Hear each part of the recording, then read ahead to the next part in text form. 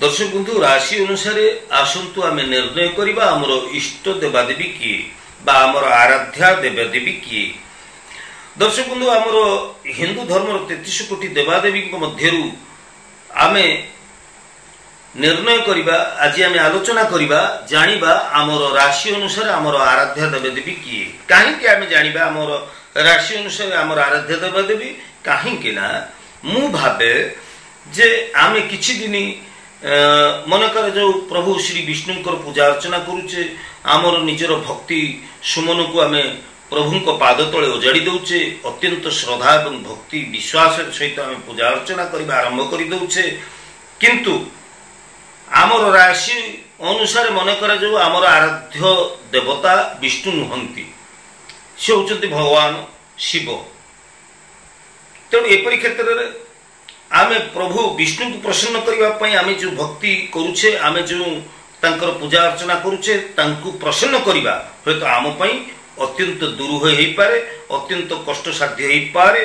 सेथिपई आमर प्राचीन कालर जो ज्योतिष शास्त्र रही से उल्लेख अच्छी जे क्यों आम राशि अनुसार आम क्यों देवादेवी को पूजा अर्चना कले से आशीर्वाद खूब शीघ्र आम प्राप्त हो पारिबा एवं आध्यात्मिक जीवन रे बा आध्यात्मिक जगत रे आमे आमर प्रभुंकर कृपार पात्र होई आमर जीवन को आमे कृतार्थ मन करि परिबा। तेबे दर्शक बंधु आमर जो जन्म कुंडली रही जन्म कुंडली अनुसार आमर लग्न पंचम नवम एवं द्वादश भाव ये समस्त भाव गुड़ी को विचार को नहीं आमे साधारणतः इष्ट देवादेवी निर्णय करिथाउ। तेबे से प्रसंग को मुझाऊनी मु आज आलोचना करुची अग्नि पुराण रे उल्लेख थिबा राशि अनुसार आराध्य देवादेवी कथा। तेरे दर्शक बंधु आसतु मेष राशि ठारू मीन राशि पर्यंत द्वादश राशि आराध्य देवादेवी बा इष्ट देवादेवी किए जानिबा। प्रथम कथा होची मेष राशि। प्रथम राशि होची मेष राशि। मेष राशि अधिपति ग्रह होचंती मंगल राशि अधिपति ग्रह होचंती मंगल।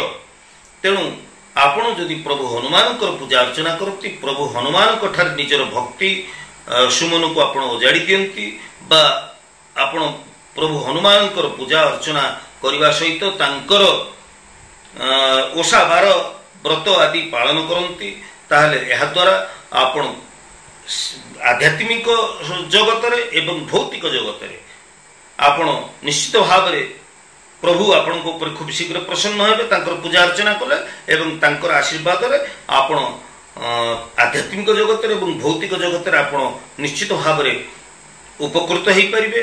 एवं इत गला आमर आराध्य देवतांकर कथा जदि आराध्या देवी कथा देखिबा ताले तारा शैलपुत्री एवं नील सरस्वती होचंती आपणकर आराध्या देवी।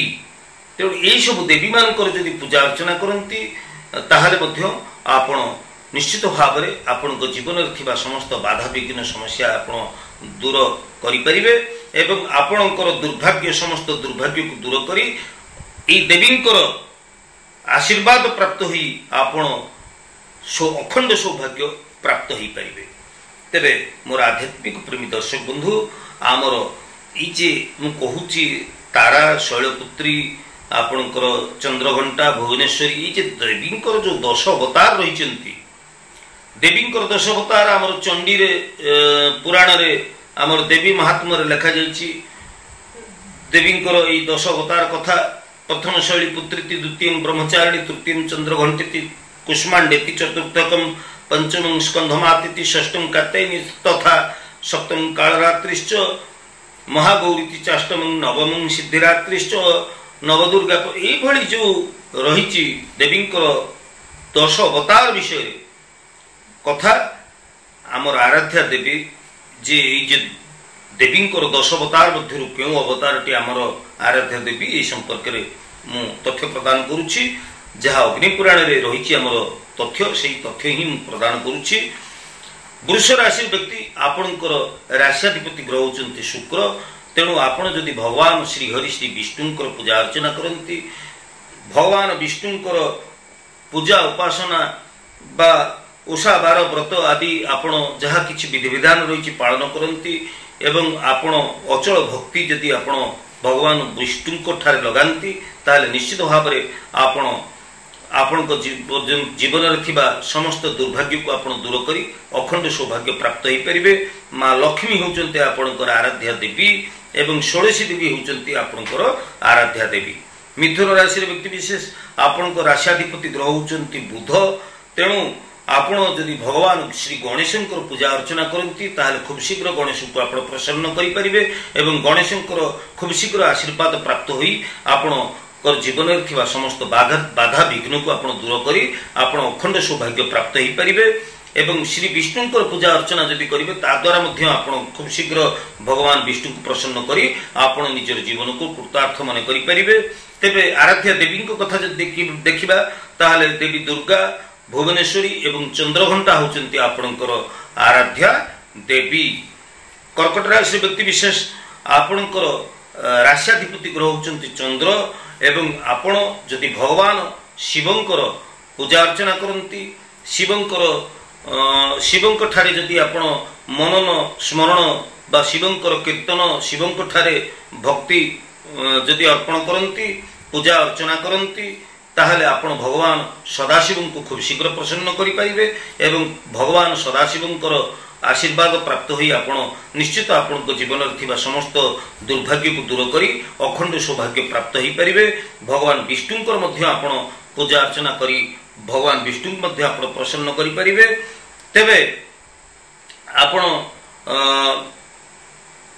दुर्गा भुवनेश्वरी एवं चंद्रघंटा ये सब देवी मानू मध्य आपण पूजा अर्चना करी एमानकर कृपार पात्र आपण हेई परिबे। कर्कट राशि व्यक्ति विशेष आपणकर राशियाधिपति ग्रह होचंती चंद्र।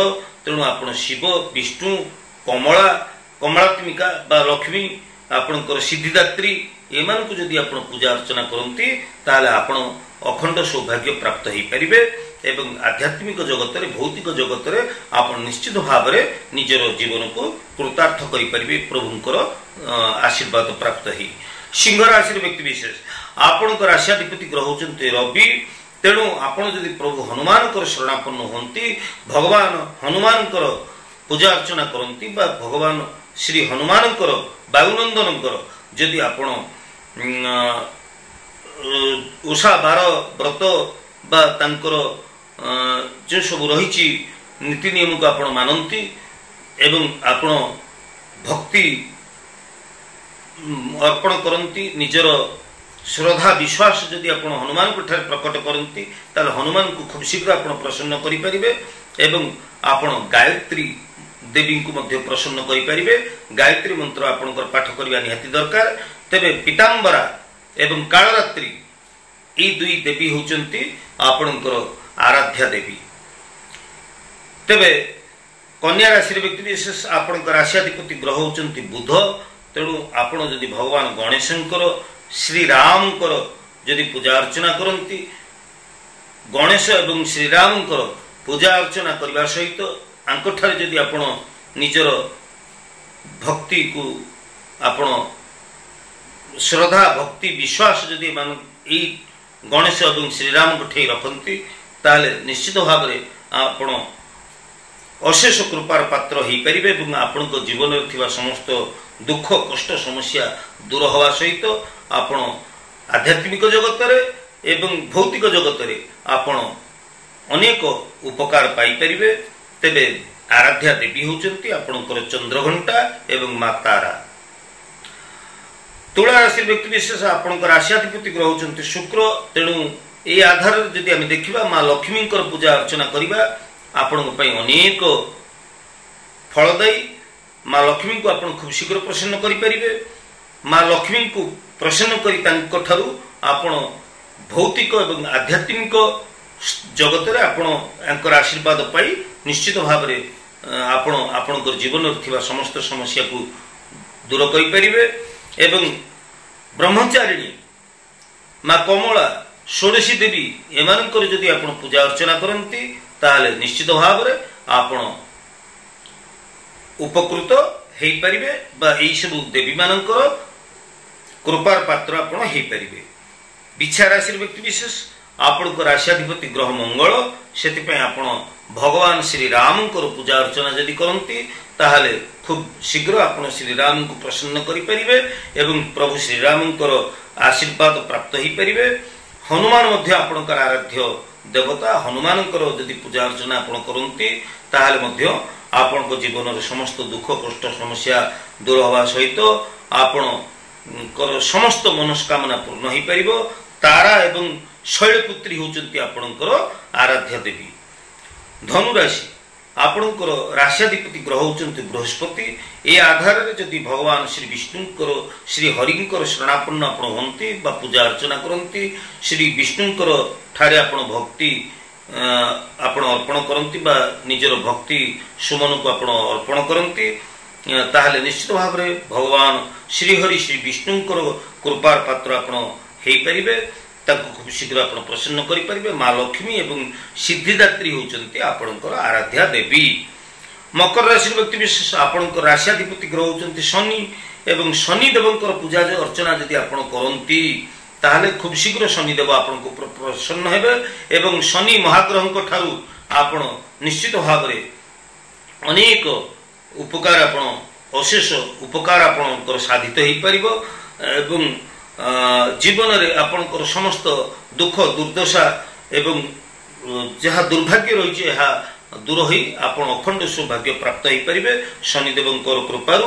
ତେବେ ମା କାଳୀ ଏବଂ ସିଦ୍ଧିଦାତ୍ରୀ ଇଏ ହେଉଛନ୍ତି ଆପଣଙ୍କର ଆରାଧ୍ୟା ଦେବୀ। କୁମ୍ଭ ରାଶିର ବ୍ୟକ୍ତି ବିଶେଷ ଆପଣଙ୍କ ରାଶ୍ୟାଧିପତି ଗ୍ରହ ହେଉଛନ୍ତି ଶନି।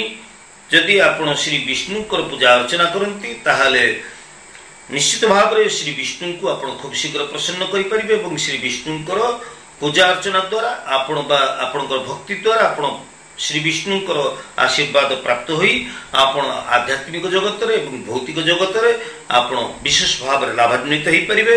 ପ୍ରଭୁ ଗଣେଶଙ୍କର ପୂଜା ଅର୍ଚ୍ଚନା ମଧ୍ୟ ଆପଣଙ୍କ ପାଇଁ ବେଶ କଲ୍ୟାଣକାରୀ। କାଳୀ ଏବଂ ସିଦ୍ଧିଦାତ୍ରୀ ହେଉଛନ୍ତି ଆପଣଙ୍କର ଆରାଧ୍ୟା ଦେବୀ। ମୀନ ରାଶିର ବ୍ୟକ୍ତି ବିଶେଷ ଆପଣଙ୍କ ରାଶ୍ୟାଧିପତି ଗ୍ରହ ହେଉଛନ୍ତି ବୃହସ୍ପତି। ଭଗବାନ ଶ୍ରୀ ବିଷ୍ଣୁ ଶ୍ରୀ ହରିଙ୍କର ପୂଜା ଅର୍ଚ୍ଚନା ଯଦି ଆପଣ କରନ୍ତି ଭକ୍ତି ଆପଣ କରନ୍ତି ମା ଲକ୍ଷ୍ମୀ ଏବଂ ସିଦ୍ଧିଦାତ୍ରୀଙ୍କୁ ଯଦି ଆପଣ ପୂଜା ଅର୍ଚ୍ଚନା କରନ୍ତି ତାହେଲେ ଏହିସବୁ ଆରାଧ୍ୟ ଦେବାଦେବୀଙ୍କ ଠାରୁ ଆପଣ ଉପକୃତ ହୋଇପାରିବେ ଏବଂ ନିଜର ଜୀବନକୁ ଆପଣ କୃତାର୍ଥ ମନେ କରିପାରିବେ ଏବଂ ଏହିସବୁ ଦେବାଦେବୀଙ୍କର ଆଶୀର୍ବାଦ ପ୍ରାପ୍ତ ହୋଇ ଆପଣ ଆଧ୍ୟାତ୍ମିକ ଏବଂ ଆଦି ଭୌତିକ ସମସ୍ତ କ୍ଷେତ୍ରରେ ଆପଣ ଲାଭାନ୍ୱିତ ହୋଇପାରିବେ ଏବଂ ସମସ୍ତ ଜୀବନର ଦୁଃଖ ସମସ୍ୟା ଦୁର୍ଭାଗ୍ୟକୁ ଆପଣ ଦୂର କରି ଆପଣ ଅଖଣ୍ଡ ସୌଭାଗ୍ୟ ପ୍ରାପ୍ତ ହୋଇପାରିବେ। ତେବେ ଏଥିପାଇଁ ଲୋଡ଼ା ଆପଣଙ୍କର ଭକ୍ତି ଏବଂ ଶ୍ରଦ୍ଧା ବିଶ୍ୱାସ। ଦର୍ଶକ ବନ୍ଧୁ, ନିଜର ଭକ୍ତି ଶ୍ରଦ୍ଧା ଏବଂ ବିଶ୍ୱାସ ଦ୍ୱାରା ଆମେ ଆମ ରାଶି ଅନୁସାରେ ଯଦି ଆରାଧ୍ୟ ଦେବଦେବୀଙ୍କୁ ପ୍ରସନ୍ନ କରିପାରିବା ତାହେଲେ ଆମର ଜୀବନ ନିଶ୍ଚିତ ଭାବରେ ସାର୍ଥକ ହୋଇପାରିବ। ନା କ'ଣ ଆପଣ ଭାବୁଛନ୍ତି ଦର୍ଶକ ବନ୍ଧୁ?